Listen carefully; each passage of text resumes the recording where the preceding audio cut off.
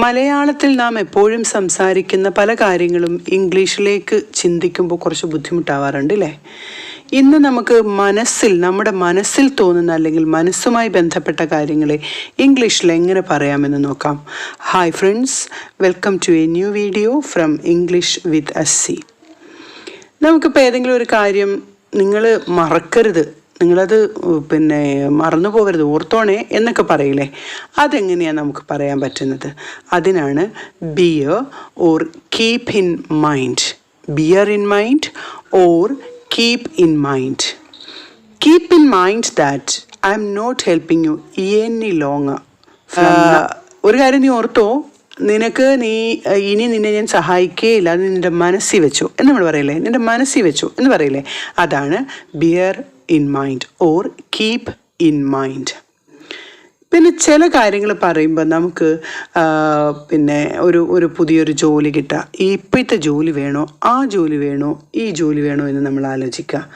അങ്ങനെ ആലോചിക്കുന്ന ആ ഒരു കാര്യം നമ്മൾ മലയാളത്തിൽ ഇങ്ങനെ നമുക്ക് പറഞ്ഞു പോകാം. പക്ഷേ ഇംഗ്ലീഷിൽ പറയുമ്പം be in two minds. I'm in two minds എന്ന് പറയില്ലേ, അണേബിൾ ടു ഡിസൈഡ്, തീരുമാനിക്കാൻ പറ്റാത്തൊരവസ്ഥയ്ക്ക് പറയുന്ന പേരാണ് be in two minds. I'm in two minds about the interview. I'm in two minds about the interview. അത് വേണോ ഇത് വേണോ എന്ന് നമുക്ക് തീരുമാനിക്കാൻ പറ്റാത്ത ഒരവസ്ഥ.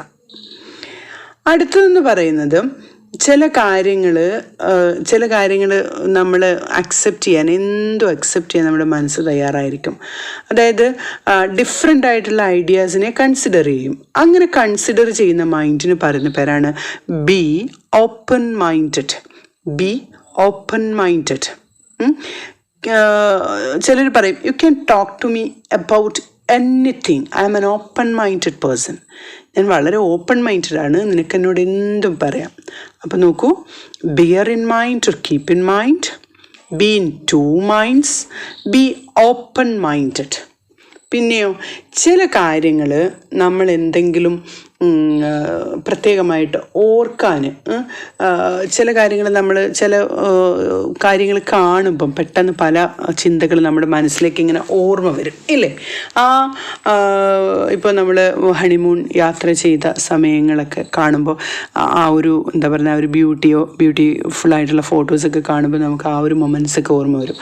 അപ്പോൾ അതുപോലെ അങ്ങനെ വരുന്നതിനാണ് നമുക്ക് bring to mind. Bring to mind, make you remember something. This photo brings to mind some happy memories. This photo brings to mind some happy memories. അപ്പോൾ ഇങ്ങനെയുള്ള കുഞ്ഞു നല്ല പെട്ടെന്ന് നമുക്ക് പറയാവുന്ന ഫ്രേസസ്, ഈ ഫ്രേസസ് നിങ്ങൾ പഠിച്ചു വെക്കണം. ഇങ്ങനെയുള്ള ടിപ്സാണ് നമ്മുടെ ക്ലാസ്സുകളിലും നാം കൊടുക്കുന്നത്. അപ്പോൾ ആ ക്ലാസ്സുകൾ കോൺടാക്ട് ചെയ്യേണ്ടവർ ഈ നമ്പറിൽ വാട്സപ്പ് ചെയ്യുക. ഓക്കെ, അപ്പോൾ അതുപോലെ ആദ്യമായി കാണുന്നവരാണെങ്കിൽ സബ്സ്ക്രൈബ് ചെയ്യുക, ലൈക്ക് ചെയ്യാൻ മറക്കുക ചെയ്യരുത്, മാക്സിമം ആളിലേക്ക് ഷെയർ ചെയ്യുകയും ചെയ്യുക.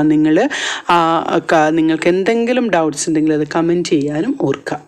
ഓക്കെ, അപ്പോൾ നോക്കൂ, അടുത്തതെന്ന് പറയുന്നത് നമുക്ക് ചില കാര്യങ്ങൾ നമ്മൾ തീരുമാനിച്ചു, പക്ഷേ പുതിയ ചില കാര്യങ്ങൾ കാണുമ്പോൾ നമ്മുടെ ആ തീരുമാനം മാറ്റിയിട്ട് പുതിയ തീരുമാനത്തിലേക്ക് മാറും. അതിനാണ് ചേഞ്ച് യുവർ മൈൻഡ്.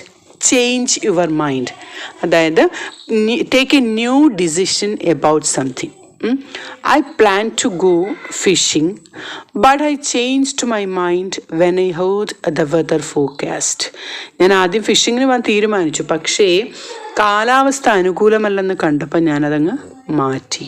ഓക്കെ, ഇനി നോക്കൂ, ഇനി മറ്റൊരു വേർഡ്, അതായത് ഒരു പെട്ടെന്ന് ചില ചിന്തകൾ നമ്മുടെ മനസ്സിലേക്ക് ഉടലെടുത്ത് വരും.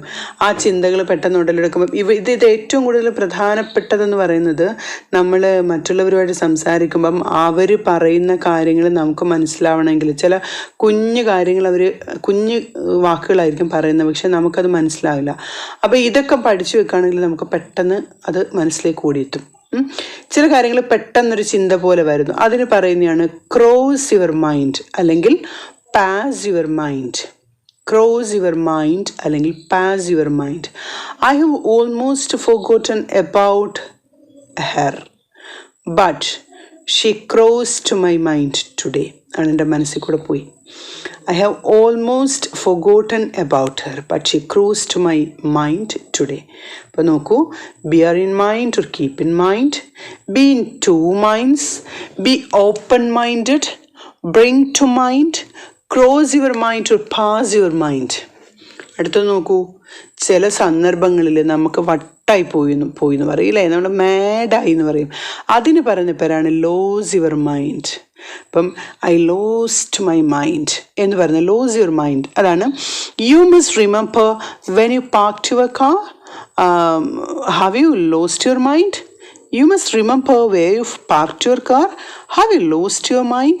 അപ്പം lose your mind എന്ന് പറയുമ്പോഴത്തേന് go mad, you became crazy, അതാണ് ഉദ്ദേശിക്കുന്നത്.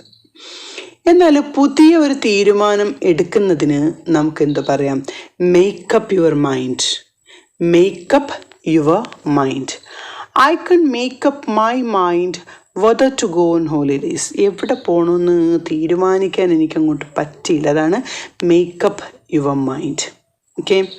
എന്നാലും ചില കാര്യങ്ങൾ പെട്ടെന്ന് നമ്മുടെ മനസ്സിൽ നിന്നും മറന്നു പോകും. അതായത് നമുക്കൊരിക്കലും മറക്കാൻ പാടില്ലാത്ത ചില കാര്യങ്ങൾ, എസ്പെഷ്യലി ടീച്ചേഴ്സ് നമ്മളോട് ക്വസ്റ്റ്യൻ ചോദിക്കുമ്പോൾ ഇല്ലെങ്കിൽ ക്ലാസ്സിൽ ക്വസ്റ്റ്യൻ ചോദിക്കുമ്പം ടീച്ചറിനെ കാണുമ്പോൾ തന്നെ ആൻസേഴ്സ് മറന്നു പോകുന്ന ഒരവസ്ഥയുണ്ട്.